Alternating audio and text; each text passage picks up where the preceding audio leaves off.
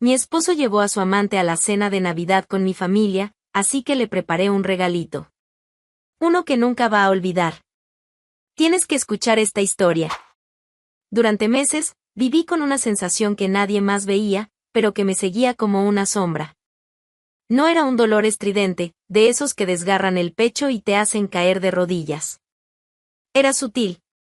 Una incomodidad constante, como un zapato mal ajustado, que parece demasiado pequeño para hacer daño, pero que, al final del día, te deja marcada. Juan estaba cambiando. Poco a poco, sin hacer ruido, pero de una forma imposible de ignorar. Primero fueron los horarios. Empezó a llegar más tarde de lo habitual. Siempre con explicaciones vagas, sin principio ni fin. Fui a ver a un proveedor. Tuve que resolver un problema en el trabajo. El tráfico estaba infernal. No era lo que decía, era como lo decía. Como quien repite algo que ya memorizó, pero sin importarle si el otro cree o no. Después vinieron las duchas. Apenas entraba en casa, iba directo al baño. Se quedaba 20, 30 minutos allí dentro. Con la puerta cerrada con llave. A veces, ni siquiera me daba las buenas noches. Antes, él era de los que dejaban todo en la entrada, me besaba, preguntaba cómo fue mi día. Ahora, era como si yo fuera parte del mobiliario. Pero lo que realmente encendió mi alerta fue el celular. Juan siempre había sido despreocupado con eso. Dejaba el teléfono por cualquier parte, sin bloqueo. Nunca le dio importancia. Hasta que empezó a llevarlo a todos lados. Al baño, al patio, incluso al supermercado. De repente, usaba el teléfono como si escondiera oro dentro. Cambió la contraseña 2 veces en menos de 3 semanas y empezó a contestar llamadas en altavoz solo cuando yo no estaba cerca. Era como si el teléfono se hubiera convertido en un secreto andante. Y yo, bueno, yo sabía que no era cosa mía. Nadie cambia así por casualidad. No de la noche a la mañana, no sin razón. Pero lo peor es vivir en ese limbo. Lo sientes, pero no lo ves. Lo intuyes, pero no puedes probarlo. Hubo una noche en especial, a principios de noviembre, en la que llegó a casa con la camisa planchada, y Juan no planchaba ni para un bautizo. Dijo que había cenado con su jefe. No dije nada. Solo observé. Mientras comía una tostada cualquiera en la cocina, yo me preguntaba con quién habría brindado. Una tarde lluviosa, en Lleida, con el cielo cubierto por nubes grises y la ciudad apagada, Juan salió de casa a toda prisa. Dijo que iba a encontrarse con un amigo de la infancia que estaba de paso. Su ropa llamaba la atención, camisa celeste almidonada, cinturón haciendo juego con los zapatos, el cabello peinado hacia atrás con gel. Demasiado arreglado para un simple reencuentro entre amigos. Ni siquiera me miró bien. Agarró las llaves, lanzó un beso al aire y salió. Me quedé quieta, apoyada en la puerta, escuchando sus pasos alejarse. Fue entonces cuando escuché un sonido apagado que venía del cuarto. Un zumbido bajo. Una alerta sutil, como un mosquito en la oscuridad. Subí despacio. Su celular estaba ahí, sobre la cómoda. Quieto. Desbloqueado. Vibrando con una notificación. En ese momento, todo a mi alrededor pareció quedarse en silencio. No me moví durante unos segundos. Solo miré el aparato como quien ve un secreto a punto de revelarse solo. Juan nunca olvidaba su celular. Ni para sacar la basura. No dudé. Tomé el aparato con ambas manos, como quien sostiene un vaso a punto de derramarse, y marqué la contraseña. La de siempre. Ni siquiera tuvo el cuidado de cambiarla. Tal vez estaba tan seguro de mi pasividad que ni consideró que yo tendría el coraje. La pantalla se encendió, y en segundos vi lo que estaba escondido. Todos los mensajes estaban ahí. Cientos de ellos. Empecé a deslizar lentamente, como quien hojea un álbum de recuerdos ajenos. Era una mujer llamada Estela. El nombre ya decía mucho. El tono de las conversaciones, aún más. Ella enviaba fotos, hacía bromas sobre la forma de ser de Juan, decía que no veía la hora de ser oficialmente parte de su vida. Él respondía con promesas, emojis de corazón, planes de viaje. Tenían apodos, fechas marcadas, códigos. El tipo de intimidad que no nace en semanas. Eso ya llevaba el tiempo suficiente como para echar raíces. Pero nada me preparó para lo que vino después. Era una conversación de 3 días antes. Estela decía, entonces hagamos así, aparecemos juntos en la cena. Nadie lo esperará. Será el impacto necesario para resolver todo de una vez. Juan respondió con un emoji riéndose y escribió, la mejor forma de enterrar el pasado es sentarlo en la misma mesa. Estaban hablando de mi casa. De mi familia. De mi Navidad. Planeaban convertir la noche más íntima del año, con mis padres, mis hermanos, mis sobrinos, en el debut público de su romance. Querían presentarse como pareja justo ahí, entre platos de turrón, risas y panetones. Como si fuera natural. Como si yo fuera un recuerdo tolerable. Como si ya estuviera muerta y enterrada, mientras ellos brindaban por el nuevo ciclo. Sentí un calor subirme por la espalda. No era rabia. Era otra cosa. Una mezcla de desprecio y frialdad que nunca había sentido antes. No lloré. No hablé. No hice un escándalo. Solo tomé mi celular y empecé a grabar. Mensaje por mensaje, conversación por conversación. Sin saltarme nada. Yo lo registraba todo. Juan no tenía idea de que, en ese momento, me estaba dando exactamente lo que necesitaba. No solo la confirmación de la traición, sino el arma para acabar con la farsa. Mantenía la mano firme, pero la mirada atenta a la puerta. El tiempo parecía correr en cámara lenta. Mientras grababa, pensaba en cada rostro que estaría en esa mesa de Navidad. Mi madre preguntando por el arroz con pasas, mi padre sirviendo vino, mi hermana intentando calmar a los niños. Y, en medio de eso, Juan entrando de la mano de Estela. Con esa sonrisa falsa.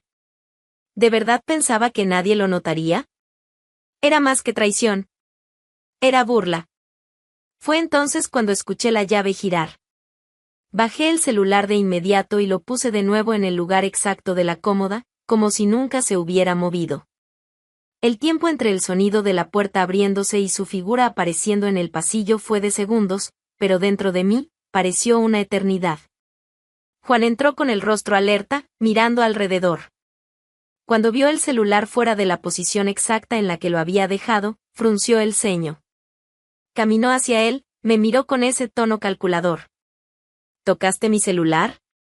Sentí que la sangre hervía, pero mantuve el rostro sereno. Respondí casi sonriendo, claro que no. Él miró de nuevo el aparato. Pasó los dedos por la pantalla, como si intentara adivinar si algo había sido alterado. Luego, sin decir una palabra más, se dio la vuelta y salió otra vez. La puerta se cerró. Y ahí me quedé. Sentada al borde de la cama. Sola. Pero no derrotada. Porque él pensaba que aún tenía el control. Pero, en ese preciso momento, todo dentro de mí ya había cambiado. En los días siguientes, me volví otra. No de forma visible. No para Juan. No para nadie. Hacía el café como siempre. Doblaba su ropa. Me reía de los chistes secos que él soltaba en la mesa, solo para mantener las apariencias. Le hacía preguntas sobre el trabajo. Él respondía con frases cortas, apenas disimulando las ganas de terminar la conversación. ¿Y yo? Yo sonreía. Ya no había dolor. Ya no había duda. Solo una certeza, él no tenía idea de lo que le esperaba. Mientras Juan flotaba en la ilusión de que su traición aún estaba intacta, yo recordaba algo a lo que él nunca le dio mucha importancia, el contrato prenupcial. En realidad, fue idea suya. En aquel entonces, decía que era solo una precaución, que los matrimonios debían ser claros en todo. Yo no me opuse. Lo firmamos juntos, sentados frente al abogado, con el documento entre nosotros como si fuera solo un detalle técnico. Pero había una cláusula específica, en medio de párrafos sobre bienes y reparticiones, que ahora brillaba como un faro, si se comprobaba la infidelidad. El cónyuge infiel perdía todo derecho sobre los bienes adquiridos después del matrimonio. Y Juan, antes de mí, solo tenía una cosa, una bicicleta vieja, guardada en el cuartito del desorden. Llantas oxidadas, neumáticos desinflados. Una herencia de los tiempos de soltero que ni siquiera recordaba que existía. ¿Todo lo demás? Casa, coche, inversiones, viajes, muebles, hasta el televisor del salón, todo estaba a mi nombre. Porque a él nunca le importó discutir eso. Y ahora, estaba a punto de descubrir el precio del desprecio. La semana siguiente, sin cambiar una coma de mi rutina, busqué un abogado en secreto. Elegí un despacho discreto pero eficaz, en Lleida mismo. Entregué todas las pruebas, los videos, las capturas de pantalla, las conversaciones grabadas. El abogado me escuchó en silencio, analizando cada detalle con la calma de quien ya lo ha visto todo. Cuando terminó, levantó la vista y dijo: Laia, lo que usted trajo aquí, es más que suficiente. Estos papeles estarán listos antes del día 24. Salí de allí sintiendo el suelo firme otra vez. No era una victoria. Era justicia. Volví a casa como si hubiera ido al supermercado. Juan estaba en el sofá, viendo la televisión. Ni notó mi entrada. Sonrió con desdén cuando le pregunté si quería té. Dijo que sí, sin mirarme. Fui a la cocina, preparé el té, lo serví en una taza con la frase nada como estar en casa. Nunca notó la ironía. Ni hacía falta. Me dediqué a preparar la cena como si fuera una anfitriona profesional. Pensé en todo: menú completo, decoración de mesa, adornos, mantel nuevo, velas, canciones navideñas con el volumen justo. Hice la lista de invitados, confirmé la presencia de cada uno, hablé con mi madre sobre el aliño del pavo. ¿Vas a hacer ese relleno que solo tú sabes, Laia?, me preguntó, toda emocionada. Sí, mamá. Va a ser una noche especial. Y lo sería. Solo que no de la forma en que todos imaginaban. El día 24 llegó como cualquier otro, con café, pan calentado y el sonido de las noticias en la televisión. Pero yo sabía que no era un día cualquiera. Desde la primera hora de la mañana, había un ambiente distinto en el aire. Una expectativa silenciosa, como si el universo entero contuviera la respiración. Juan se despertó más temprano que de costumbre.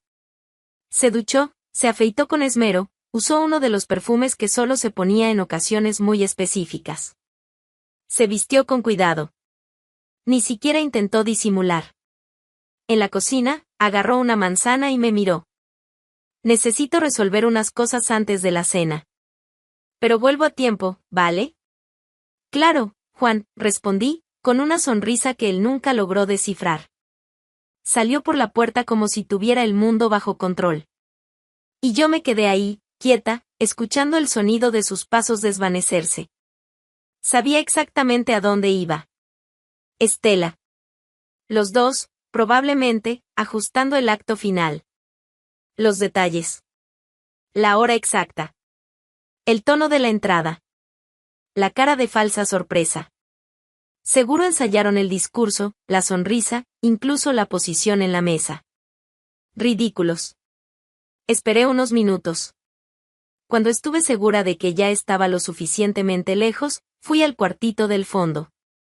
La llave estaba en su sitio de siempre, colgada en el gancho junto a la despensa. Abrí la puerta con cuidado. El olor a humedad, guardado y olvidado, fue lo primero que me golpeó. Luz tenue, objetos antiguos cubiertos por trapos. Y ahí, apoyada contra la pared, cubierta de polvo y telarañas, estaba ella, la bicicleta.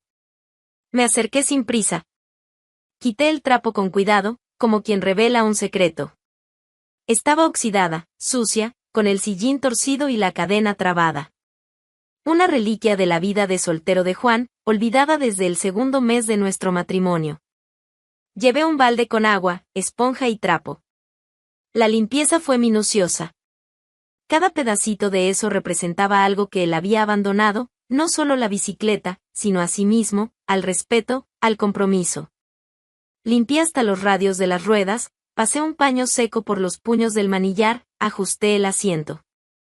Y al final, até el lazo rojo que había comprado 2 días antes, escondido en el fondo de una bolsa del supermercado. Era un lazo bonito. Brillante. Llamativo. Casi irónico. La bicicleta relucía en su decadencia. La llevé hasta la sala con esfuerzo, sin hacer ruido. El árbol de Navidad ya estaba montado, con luces titilando en tono cálido. Coloqué la bicicleta a su lado, como un regalo especial. Una escena perfectamente simbólica. Quien la mirara, vería un gesto navideño común. Pero quien supiera, entendería todo. Poco a poco, la casa se fue llenando.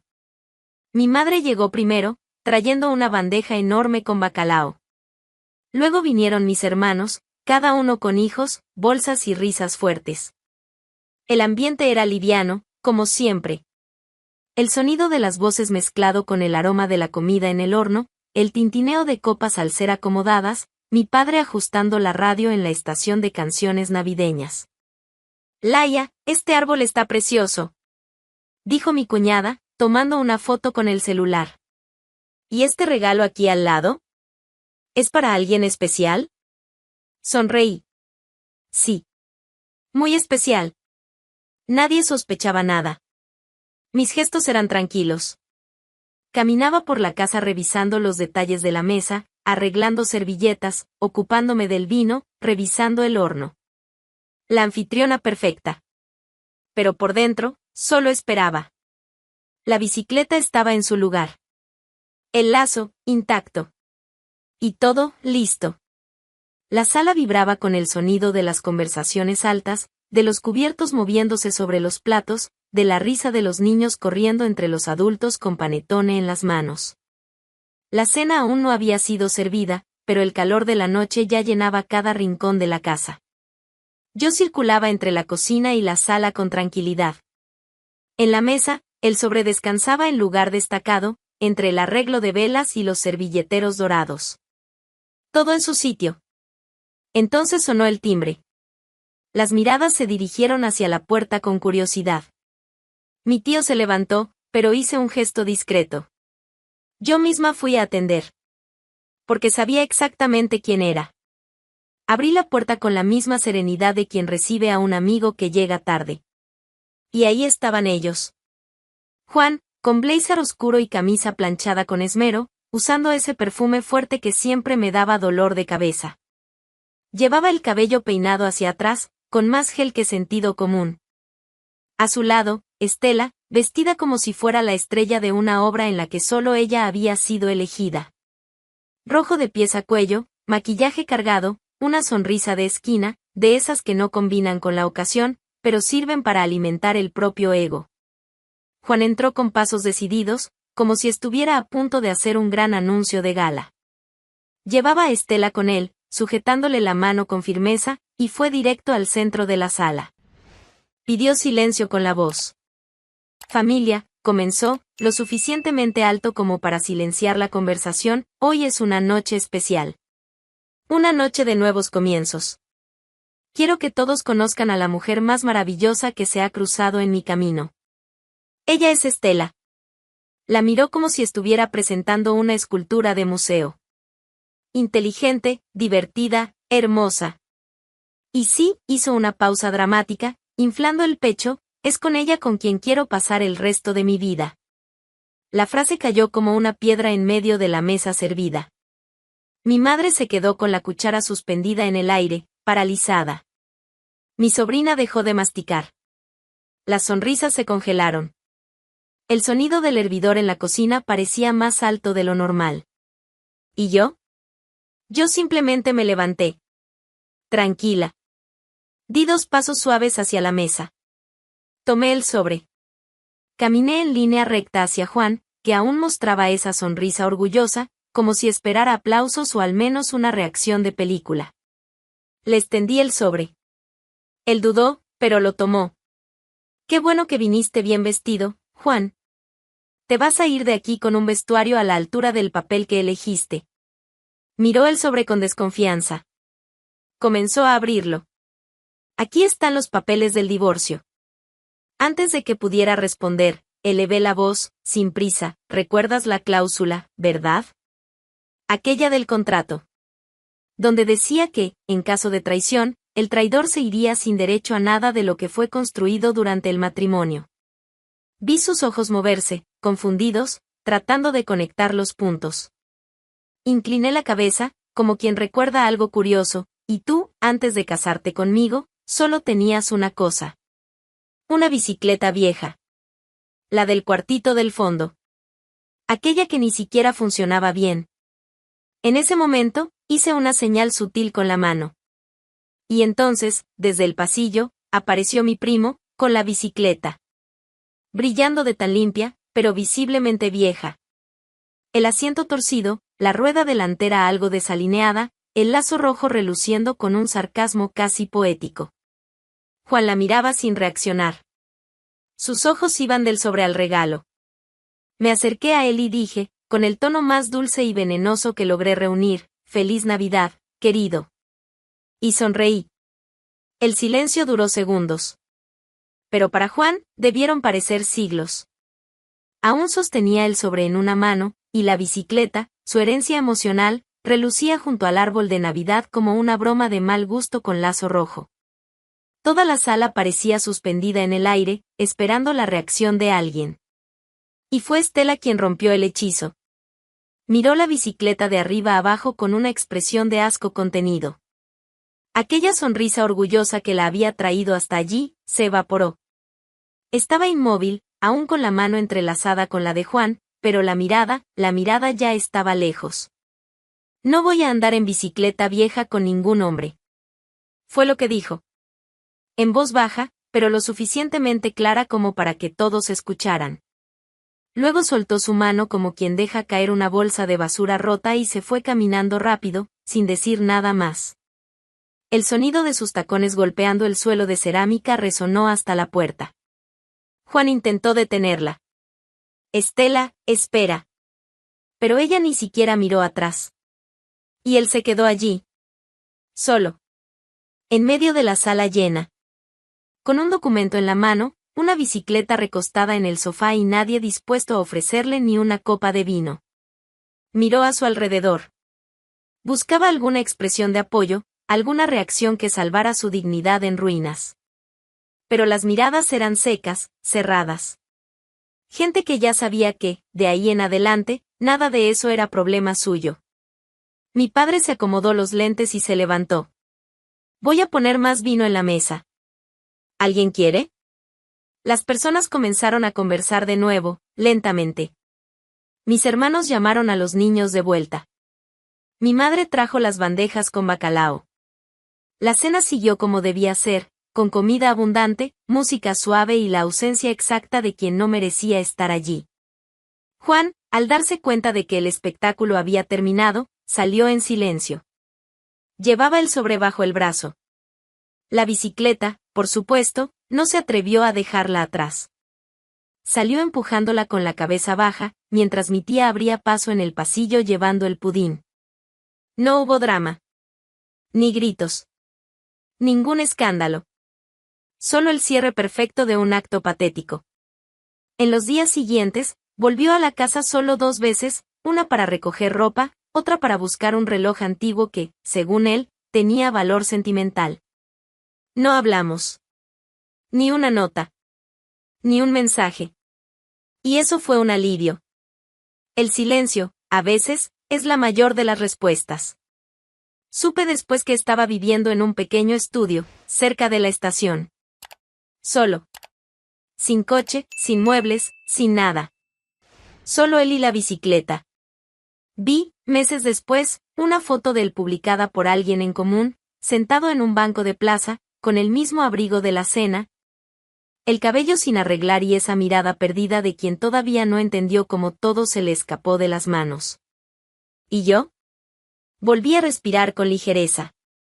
Cuidé la casa, reorganicé mi vida, y por primera vez en mucho tiempo, dormí con la cabeza tranquila sobre la almohada. Ninguna notificación oculta. Ningún baño largo lleno de mentiras. Solo yo, mi paz, y una nueva lista de prioridades que ya no incluía a quien no sabía mirarme a los ojos. la cena de ese año se volvió historia. Cuando alguien la recuerda, no es del escándalo de lo que hablan, sino de la forma en que todo fue devuelto, puntualmente, con clase. Como si yo hubiera escrito un guión. Y tal vez lo haya hecho. Esa noche, no volqué la mesa. Solo devolví la silla correcta, y el regalo correcto, a quien ya no merecía ni sentarse a la mesa. Y así, Laia cerró un capítulo de su vida con elegancia, inteligencia y una pizca de ironía que nadie en aquella sala jamás olvidaría. Una historia que prueba que, a veces, el silencio y el momento justo son las mejores respuestas. ¿Y tú, qué habrías hecho en su lugar? Déjanos tu opinión en los comentarios, queremos saberla. Y si te gustó esta historia, suscríbete al canal para seguir acompañando más relatos inolvidables como este.